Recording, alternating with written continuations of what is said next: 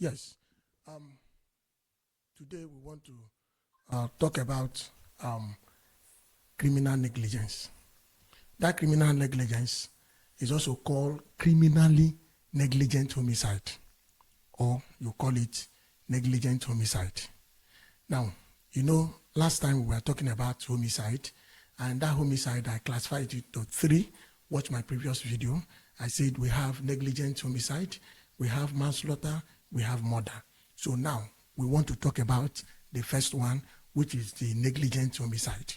Just like I said, some can call it criminal negligence, while some can also call it criminally negligent homicide.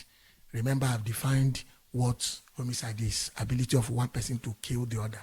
And I did say in the previous video that not all homicide is criminal. So that is by the way. Now, watch the previous video so that we don't waste time in this video. Now, we are talking about negligent homicide. It can just be defined in the simplest way by saying it is killing one person, that is one person killing another recklessly, or by negligent behavior, or carelessly. So that is the negligent homicide. Now remember, in that previous video I started by saying that in a state there was an attorney general. This attorney general, under the watch of an attorney general, that healthcare professionals were charged for murder. That is the highest level of recklessness. That is the highest level of abuse of office. It is not possible. Remember, I did say that the attorney general or minister for justice, that is only minister that is prescribed by the constitution. I did cite section 147 and section 192 that these two sections empower the president or the governor to appoint as many ministers as the assembly, whether nation or state assembly, can approve for the governor or the president. But coming to section 150 and section 195, it prescribes that's the two sections prescribe the position of the attorney general. That is the only minister that the name is found in the constitution. Then, if you now go to their function, section 174 for the national and section 211 for the states, you see they have power. In fact, they are the owners of criminal case. I was reading one news the other day, said the attorney general applied to IG to collect a case. They have the power to initiate. They have the power to stop. They have the power to take over any criminal proceeding. They are so powerful.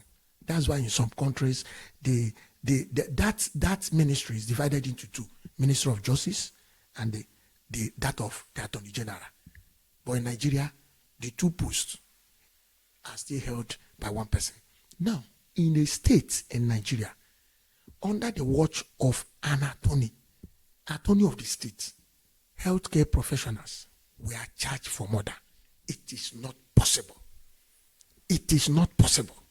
When I interacted with my foreign friends, with a professor in the US, the man was very angry. He said, "Paul, you are joking. I don't have this time for such a joke or prank." I said, that was something that was happening in my country. So you cannot charge healthcare professionals for murder. Do you know that it took the power of the association of those healthcare professionals for them to intervene in the matter? From there, the matter was reduced to manslaughter. From the manslaughter, it was finally reduced, and the matter was struck out. Now, what am I trying to say? That is the essence of this video. What you can charge a healthcare professional is negligent homicide or criminally negligent homicide or criminal negligence. And it is clear. I will give you an example. When Michael Jackson died, the California state now charged the doctor for involuntary manslaughter. Remember in the last video, I said I was going to, that in the next video, that in some states, involuntary manslaughter and negligent homicide have they use them interchangeably. There's no difference. Even in Nigeria, there's no difference. So now, what are we trying to say? Now, for you to, I said I was going to separate them. I was going to separate the negligent homicide from a sub-classification of manslaughter called involuntary manslaughter. In some countries, in some states, there is no separation between negligent homicide and involuntary manslaughter. Now, one thing you must know, apart from murder, why you cannot charge them is what we call malice aforethought, the mens rea, premeditation. There is no plan before the action occur, what we call the actus reus. There's no plan that I'm going to kill this person. You call a doctor or you call a nurse to come administer this thing. Once the person is licensed, you cannot charge that person, because the person was not coming that he was coming to kill that your relative. He was coming to work and get paid, because that was why the person was trained. Now, in the course of the treatment, something happens, then you cannot charge that person for murder. It has not happened anywhere in the world. It cannot happen. So what am I trying to say? So what I'm saying is, why it cannot be so is because, though in Nigeria, they did not divide the manslaughter into voluntary or involuntary manslaughter. Section 317 of the Criminal Code tells you about manslaughter. Then you cannot even charge healthcare professional for manslaughter.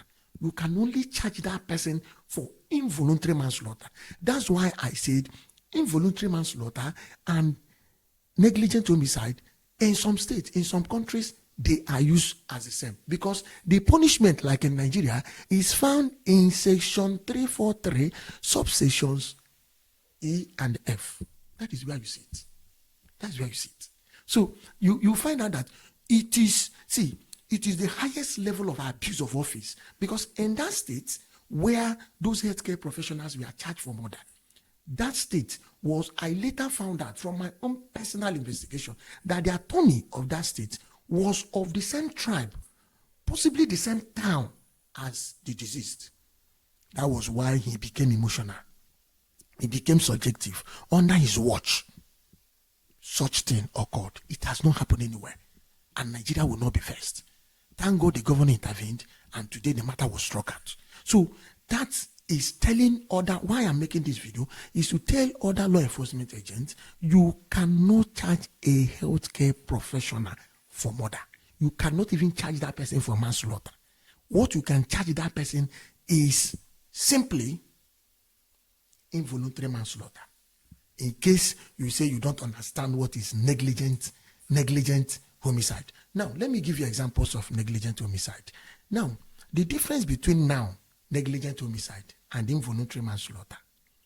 Two of them, there is no malice aforethought. So you didn't plan you are going to kill this person. There's no premeditation. That's why some states use two of them are the same. They use them interchangeably. But now the difference between them lies on the prosecutorial team, the team prosecuting the matter. Is just a very small difference between the negligent homicide and the involuntary manslaughter. Now, it is for the prosecution to prove beyond any reasonable doubt that the accused is aware of the risk involved. For instance, if a doctor wants to perform a surgery, the doctor knows that this is a possible high bleeding surgery, so you should make available blood in the blood bank before going in. So that is the only difference between that negligent homicide and the involuntary manslaughter.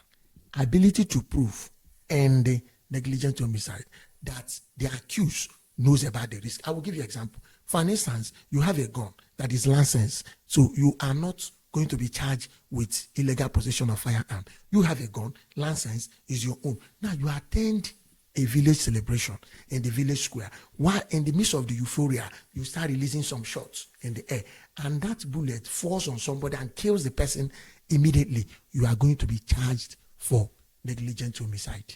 It's no longer you have the right to have the gun, but you do not have the, because you knew the risk that when you shoot something upwards, the force of gravity will pull it down. And you know people gather there and you kill the person. Another example of negligent homicide is a situation whereby you are driving, for an instance, as you are driving, you are sending text message, and mistakenly you didn't see a stop sign and you went and hit another, maybe that is a traffic, where there is traffic light, motor is in front of you, another vehicle is in front of you, and you now hit the person and the process kills the person. You are going to be charged for negligent homicide. That's what it is. The issue of do you have license, do you have driver's license does not occur there. You have them, you are qualified to drive, but you were negligent in your action. And according to section 343, I mentioned E and F, that is what you can charge a medical doctor. That is what you can charge any healthcare professional in the course of his duty, no matter what. And the highest punishment there is 1 year imprisonment. That's why when the case of Medicolegal, that is Dr. Anu of Medicolegal Services, in Lagos, when he came up, the person that was heading FCCPC was a lawyer. So he understood, that is Dr. That should be Barrister Irukera. Now, he was aware, was vast in the law. That was why they after convicting her, now they gave her, I think, about 1 year jail term or an option of 100,000, which she paid. You know why you cannot charge that person beyond section 343, subsection E and F of the criminal code? Why you cannot charge that healthcare professional outside that is that person is facing another panel elsewhere, the regulatory council. So now there is what we call double jeopardy law. One person cannot be facing 2 matters in a particular matter. That is moving here, one person in the same matter. The regulatory council is there trying the person, and the person is also standing. So which time will the person have to prepare for the stuff, to prepare for the case? Because our law is a tripartite one. 3 ways. There must be justice to the accused, justice to the victim, and justice to the state. That's why when we talk about justice, we have 3. We have restorative justice, which is for the victim. We have the retributive justice, which is for the accused. And we have distributive justice, which is for the state. So please, you cannot charge any licensed healthcare professional for murder. You cannot even charge that person for manslaughter. The manslaughter you can charge the person is involuntary manslaughter. I've cited the case of Michael Johnson. His lawyer, his doctor, personal physician, Conrad Robert Murray, was charged for involuntary manslaughter because in that California state, there is no separation between negligent homicide and involuntary manslaughter. So you can use them the same like in Nigeria, which is found in section 343, subsection 1E of the criminal code, and also subsection F of the same criminal code. And the maximum sentence there is 1 year. And there was a case in Lagos too, where a general surgeon applied a cast in a child, and I think there were complications. The trial judge went to the extreme and gave that doctor 1 year imprisonment, which was not supposed to be. It was supposed to be less than that because that one did not cause death. So even if you go to section 344, that is the next section after that, section 343, it tells you that if there is any other negligent act outside the one mentioned in 343, that one is 6 months imprisonment. So you have no right. It is against the principle of atribus acquit, atribus convict for you to be trying a healthcare professional. The regulatory council is holding the person 1 leg here, and the conventional court is holding the person. But which time will that person prepare? Please, enough is enough. Stop. If you don't know, ask questions. FCCPC has demonstrated because the person heading it was a lawyer. If it was all these other people that you start thinking against, imagine under the watch of an attorney general, of a state, and this impunity was allowed to occur. It is a shame. Please watch the next video so that we can also talk about other types of homicide. See you in the next video. Thank you.